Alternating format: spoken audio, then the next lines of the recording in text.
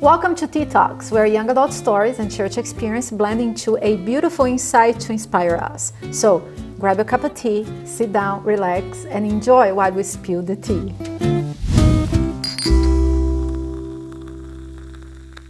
And here with me today, I have my good friend, Hannah.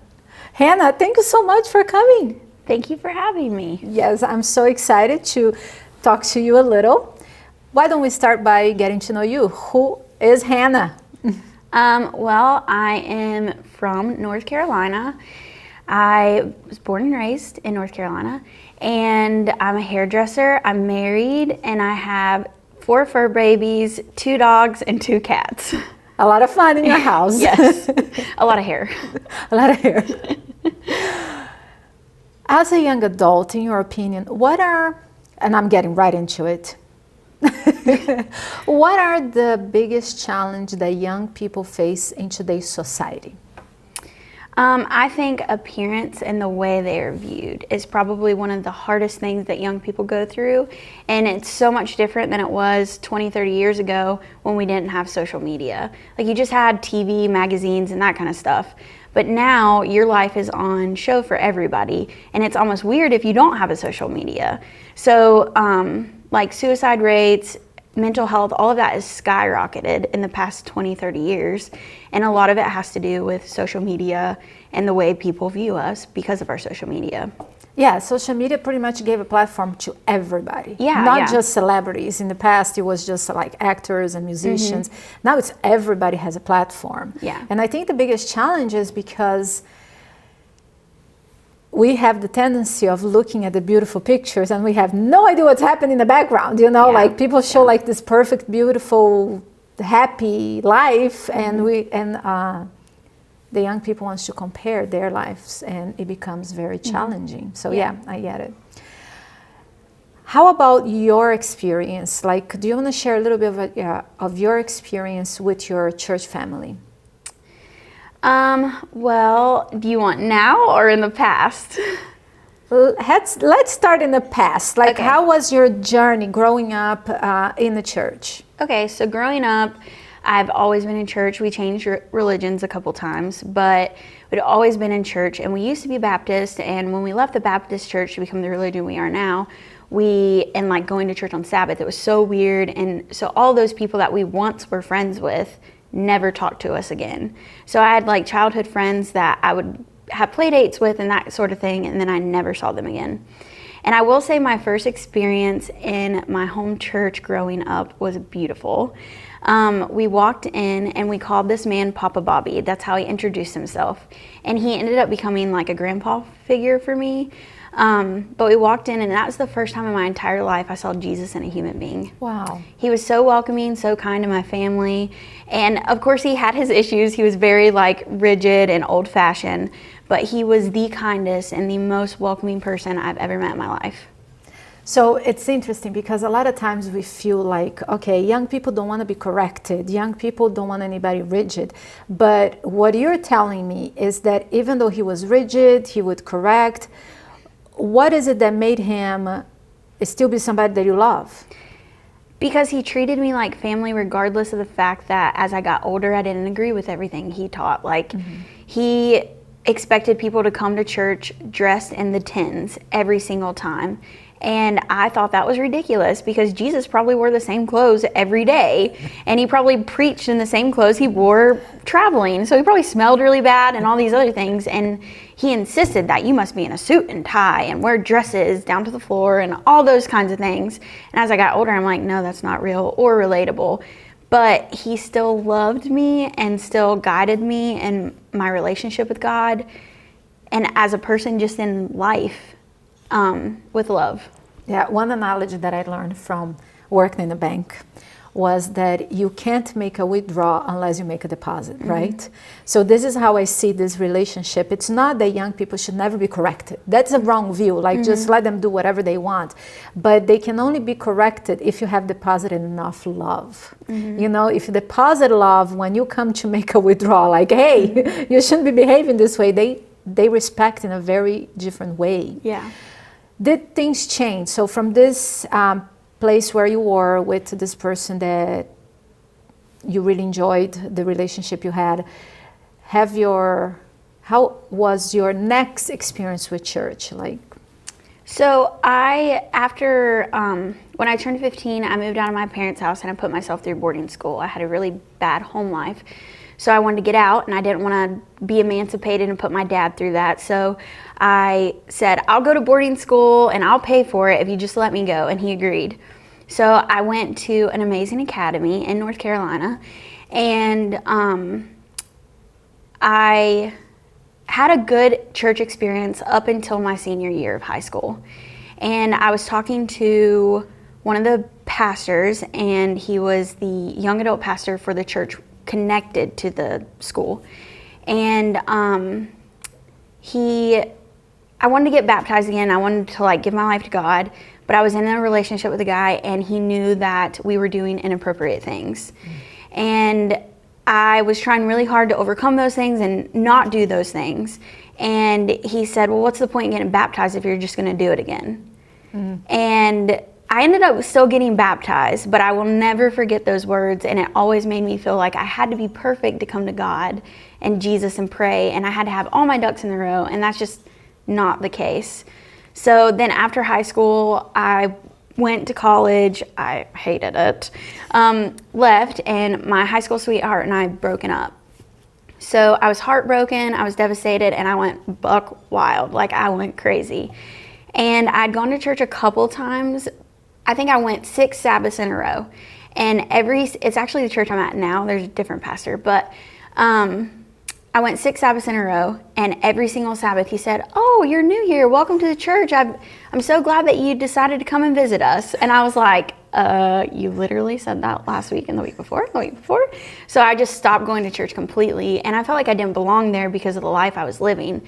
But really, I just needed someone to help save me out of the situation that I was in. Does that make sense? Yeah, no, that makes complete sense. And there are several things that we can talk about it. Like, in the situation that you were, that the pastor was like, hey, I can't baptize you because I know the relationship you're having with your boyfriend is not the right one.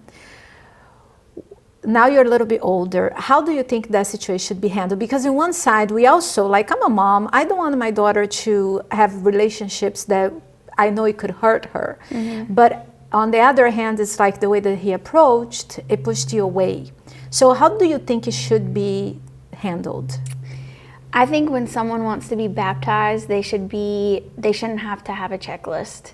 You don't have to have all your ducks in a row. Like when people went to John the Baptist to be baptized, he said, do you believe in Jesus and your Lord and Savior? Baptize them. He baptized them, do you want to be saved? And he baptized them, and then he said, go and sin no more. Go fix your life. Don't do the bad things. And I think that's what it's about. You come to Jesus all dirty and messed up, and he does all the work. No human on this earth has the right to tell you that you can't come to God because of the lifestyle you're living. You come to God, and then Jesus changes your life. And that's what he's done in my life. He's completely done a 180. I was a completely different person, and he has changed a lot of my views, a lot of my ideas, and things I used to think were fun and okay. I'm like, oh, this is why they're bad. So I think it's good to remember, if someone wants to get baptized, embrace them with open arms and accept them and love them. And then after they're baptized, you can begin the work to help mold them into who Christ wants them to be. First come to Christ, and then let Christ change what this person needs to change. Yeah. That is a lesson that I learned, including when I went to be a missionary. I was a missionary in the Amazon. I don't know if I ever mentioned this to you. But I had an idea of what a Christian should look like. And when I got there, they were so different. And I wanted them, to fit this cookie cutter that I had put in my mind of what a Christian should look like. And I appreciate God so much that he never allowed me to say those things, to verbalize, because how I thought they should dress, how I thought they should eat, how I thought they should do things were so kind of like the sins that we are seeing, that they are public. It's the one that we try to correct people, right? Mm-hmm. It's because we can see it.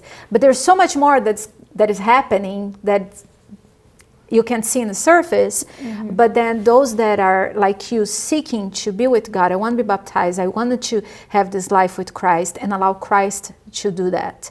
And sometimes, like, I was concerned with the way that the girls were dressing, or because they still ate things that they shouldn't be eating and stuff like that, and I had no idea what was happening in their house. Like, some of them were being abused by the parents, some of the wife was being abused by the husband. So sometimes we focus in the little things and we don't allow people to, hey, come to Christ, let him. Because imagine if I start telling them, hey, you shouldn't be eating meat. She's being beat up by her husband. You know, that in the priority list that God makes, that is down here, you know, and we have no idea. What were specific instances or situation where you expected empathy, but you did not receive? I think I can talk about something more recent. I don't like conflict at all. I run away from it. I will literally hide from it. I will do anything I possibly can to get away from it. I hate yelling. I hate all of it. It's like the worst thing on the planet to me. And I overthink and overanalyze, and it literally messes with my mental health. And I had someone say, like, dismiss the way I was feeling because I was wanting to step away from something. And they were like, well, there's always going to be conflict. And I was like, yes, but you're allowing a negative, toxic behavior to continue when you don't fix the conflict.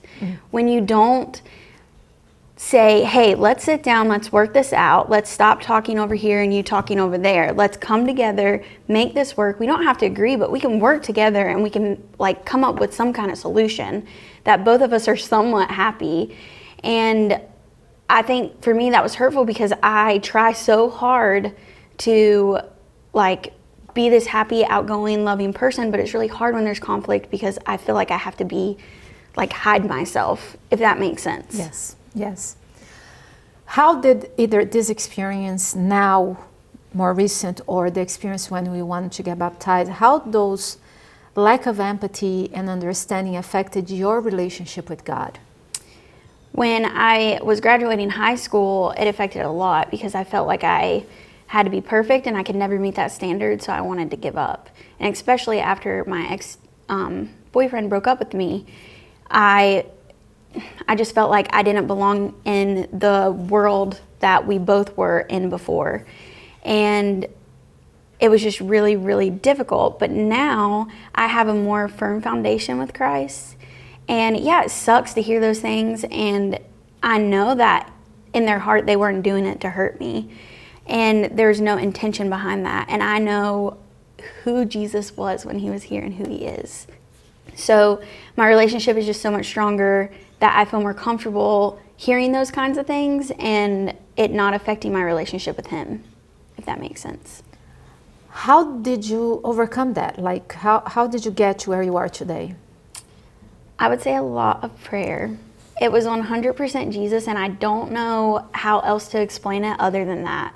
I have a lot of anxiety, so a lot of times I will overthink, and I still do that. It's not like it just goes away, but I have this peace and joy within me that he's given me. And it took me sitting down and actually reading my Bible and praying, like, God, I want to understand this. Give me what I need to hear now. And every single time I pray that, every morning, I get exactly what I need to hear. And he always comes through for me. And so I think it completely just comes down to the fact, do you want to be better? Do you want Jesus to work in your life? And if you do, just ask and you will receive. I like that. I really like that. What would you say to a young person that is struggling with the same things that you did? Like when they're trying to come to Jesus, somebody saying, hey, you're not ready, or lack of empathy. What would you say to this young person? Don't give up.